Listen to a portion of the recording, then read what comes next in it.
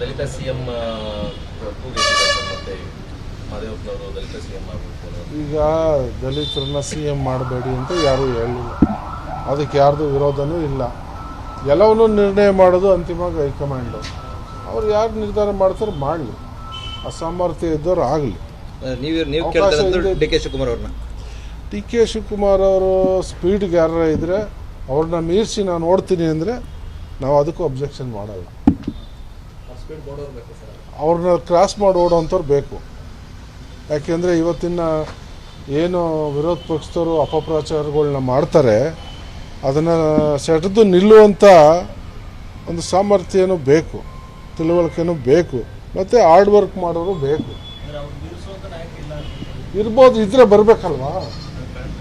ಅಲ್ಲ, ಬರಬೇಕು. ಮುಂದಕ್ಕೆ ಬಂದವರೆಗೂ ನಮ್ಗೆ ಗೊತ್ತಾಗಲ್ಲ. ನಾನು ಮನೇಲಿ ಕುಂತಿದ್ರೆ ನನ್ನ ಸಾಮರ್ಥ್ಯ ನನಗೆ ಹೆಂಗೆ ಗೊತ್ತಾಗುತ್ತೆ? ಈಚೆ ಬಂದು ತೋರಿಸ್ಬೇಕಲ್ಲ ಸಾಮರ್ಥ್ಯ ಎಷ್ಟಿದೆ ಅಂತ. ಆವಾಗ ಯಾರ್ಯಾರು ಹೈಕಮಾಂಡು ತೀರ್ಮಾನ ಮಾಡ್ಬೋದು. ಎಲ್ಲರೂ ಜನನೂ ಒಪ್ಕೋತಾರೆ, ಶಾಸಕರು ಒಪ್ಕೋತಾರೆ, ಎಲ್ಲರೂ ಒಪ್ಕೋತಾರೆ. ಸರ್, ಈಗ ಯಾಕಂದ್ರೆ 2.5 ವರ್ಷ ಅಂತ ಈಗ 3 ವರ್ಷ ಆಗ್ತಾ ಹೋಗ್ತು, ಇದಾದ್ಮೇಲೂ ಕೂಡ ಆಗಲಿಲ್ಲ ಅಂದ್ರೆ ನಿಮ್ಮ ನಡೆ ಎಲ್ಲ ಏನಿದೆ? ನಾವು ಇಷ್ಟೇ ಕೇಳೋದು, ನಮಗೆ ಒಂದು ಗೊಂದಲ ಬಗೆಹರಿಸಿ. ಒಂದು ಸಿದ್ದರಾಮಯ್ಯ ಕಂಟಿನ್ಯೂ ಆಗ್ತಾರೆ, ಯಾರ್ದು ತಕರಾರೆಲ್ಲ ಕಂಟಿನ್ಯೂ ಆಗಿ ಬದಲಾವಣೆ ಮಾಡ್ತಾರೆ, ಇಂಥ ದಿವಸ ಮಾಡ್ತೀವಿ ಅಂತ ಹೇಳಲಿ ಅನ್ನೋದು ಎಲ್ರದ್ದು ಮನಸ್ಸಲ್ಲಿದೆ. ಬಹುಶಃ ಈ ವಾರದಲ್ಲಿ ಎಲ್ಲರೂ ಕೂಡ ಹೈಕಮಾಂಡ್ ಗಮನಕ್ಕೆ ಅದನ್ನು ತರ್ಬೋದು, ನೋಡೋಣ. ಅಂದರೆ ಎಲ್ಲ ಗೊಂದಲಕ್ಕೆ ತೆರೆ ಎಳೆಯಿರಿ ಅಂತ. ಹೌದು, ಏನೋ ಒಂದು ಯಾಕೆಂದರೆ ಇದನ್ನು ವಿರೋಧ ಪಕ್ಷದವರು ಒಂಥರ ಆಹಾರ ಮಾಡ್ಕೊಬಿಟ್ಟಾರೆ. ದಿನನಿತ್ಯ ಅವ್ರಿಗೇನು ಬೇರೆ ಏನಿಲ್ಲ ಮಾತಾಡಲಿಕ್ಕೆ. ಈ ವಿಚಾರ ಎತ್ಕೊಳ್ಳೋದು, ಚರ್ಚೆ ಮಾಡೋದು, ಮಾಧ್ಯಮದಲ್ಲಿ ಚರ್ಚೆ ಮಾಡೋದು, ಸಿಗ್ತಾರೆಲ್ಲ ಮಾತಾಡೋದು, ಇದನ್ನು ಮಾಡ್ತಾರೆ. ಇದು ನಿಲ್ಲಬೇಕು ಅನ್ನೋದು ನಮ್ಮ ಒತ್ತಾಯ.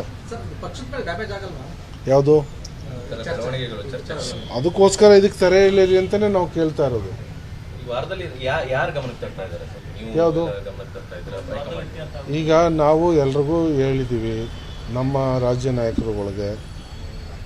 ಅದು ನೋಡೋಣ, ಇನ್ನೂ ಒಂದು ವಾರ ಈ ಮಂತಲ್ಲಿ ನೋಡ್ತೀವಿ.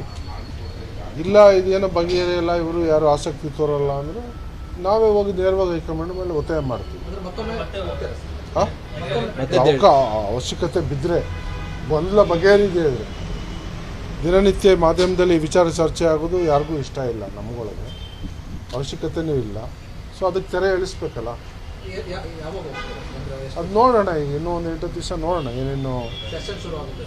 ಈಗ ಎಲ್ಲವೂ ಕೂಡ ಸೀನಿಯಾರಿಟಿಲೇ ಮಾನದಂಡನ ತಗೊಳ್ಳೋಕ್ಕಾಗಲ್ಲ. ಜಿಲ್ಲಾವಾರು ಇರ್ತದೆ, ಜಾತಿವಾರು ಇರ್ತದೆ, ಮತ್ತು ಅವರ ಸಾಮರ್ಥ್ಯನೂ ಕೂಡ ಕೌಂಟ್ ಆಗ್ತದೆ. ಹಿಂದೆ ಎಲ್ಲ ನಡೀತಿದ್ದು ಬೇರೆ ರೀತಿ, ಬಟ್ ಇದರಿಂದ ಬದಲಾದ ಒಂದು ಕಾಲಘಟ್ಟದಲ್ಲಿ